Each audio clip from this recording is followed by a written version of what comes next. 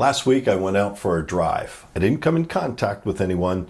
I just needed to think. I like to think. And so I was thinking about what this stay-at-home order meant to me and my son, what it meant to other people. And naturally, I couldn't help but think what the stay-at-home order means to people who don't really have a home. People whose home is out on the street.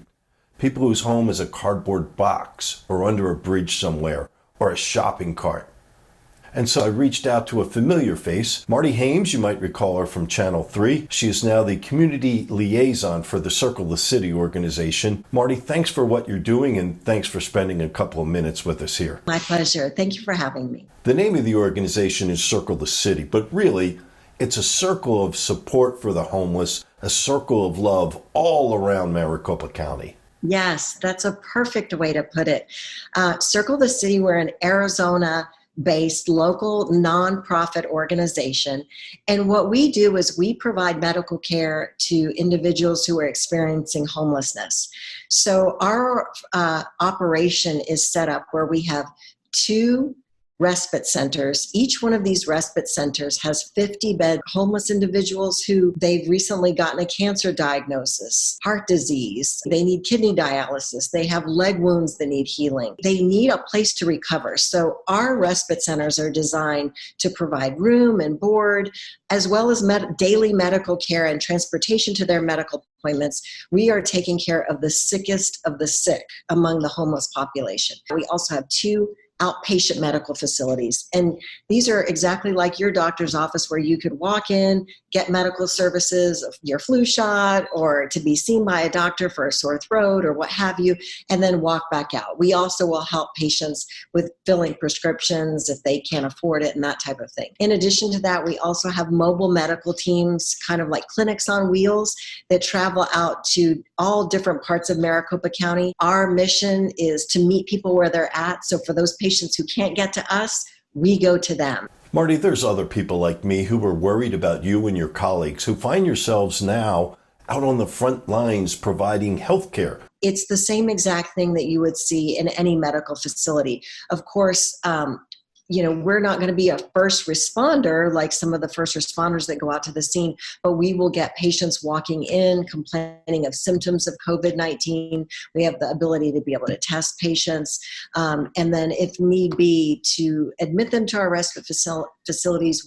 We're setting up that sort of a operation in order to be able to do that. Many people have resistance when it comes to the issue of homelessness and what to do to help. But I can tell you in my work in television, I've met some fascinating people who not only cared about whether or not they lived or died, but they cared deeply about other people.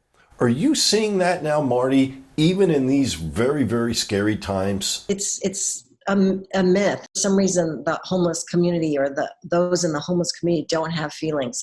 Nothing could be further than the truth. These are some of the most passionate people who I've ever met. And one of their first desires when they do get back on their feet is to give back and support others who are struggling as well. So these are people, human beings, who have run into some difficulties, some challenges that have led them to a certain situation in life where they're oftentimes struggling to put the pieces together.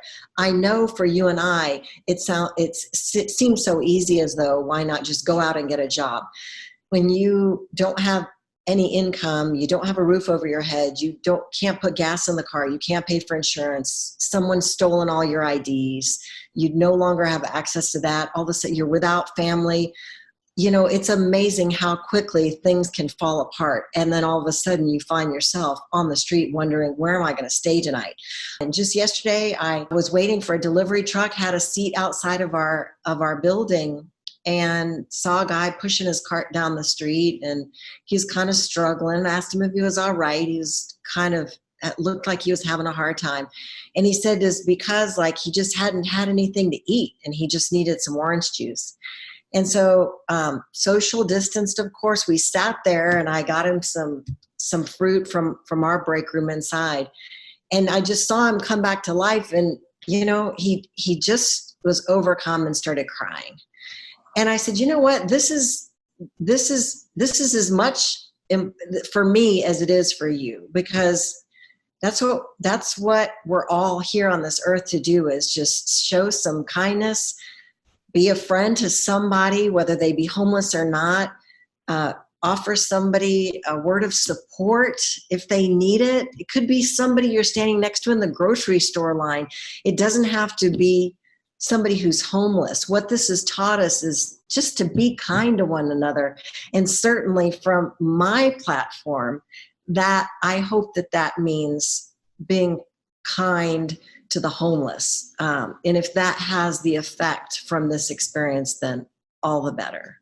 Now, what if people watching this do care about the homeless? What can they do to help you at Circle the City? Great question. So right now, currently, Circle the City, we have a list of items that we are taking as donations.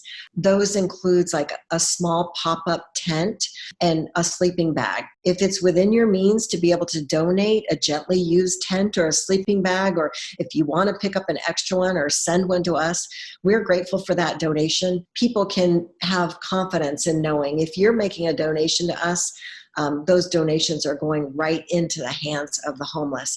I had a lady today, she was at the grocery store. She found some bottles of hand soap.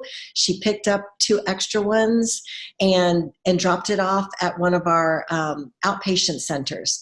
That was greatly appreciated. We are getting ongoing donations of hand sanitizer. If you can find it and you would like to donate some to us, we will take that. We've had medical facilities that are closed currently under the circumstances, and they've donated masks to us, gloves to us.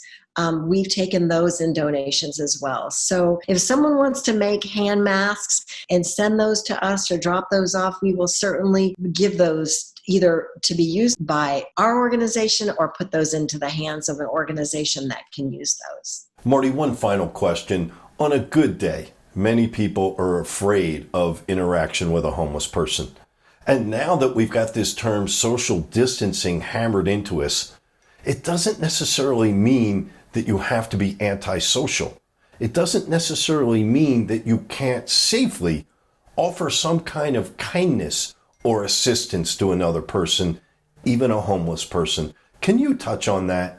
There's no end to the number of volunteer opportunities we have. When we're having a rough day and a stranger on the street shows us some kindness by just a simple hello or how are you doing today? How you feeling today? It can make a difference in our life. We partnered with a 3rd grade class before all of this happened, and we had 3rd grade students help us assemble kindness kits, which are hygiene bags that have a toothbrush and toothpaste, deodorant, hand sanitizer, a washcloth, a bottle of water, some snack bars, and they wrote handmade notes for the kits. And then we give those out to patients when they just walk in and ask for a kindness kit. Whatever you can do, if you have a desire to make a difference, there is a place for you in the lives of someone who's struggling. And you're not just benefiting that individual, you will be amazed at what that will do for your own soul. And it goes both ways. So the giving is a circle. Thank you, Marty Hames, for your time. Godspeed to you and your colleagues at Circle the City. Personally, I love seeing what you're doing with your life after television, and I love seeing what you're doing to ensure life will continue for the homeless in Maricopa County and give these people another chance at a better life. Thank you. Thank you for that time. And thank you to the community for all of your doing to spread some love and kindness to our community, to all of us around the world. We need some of that right now.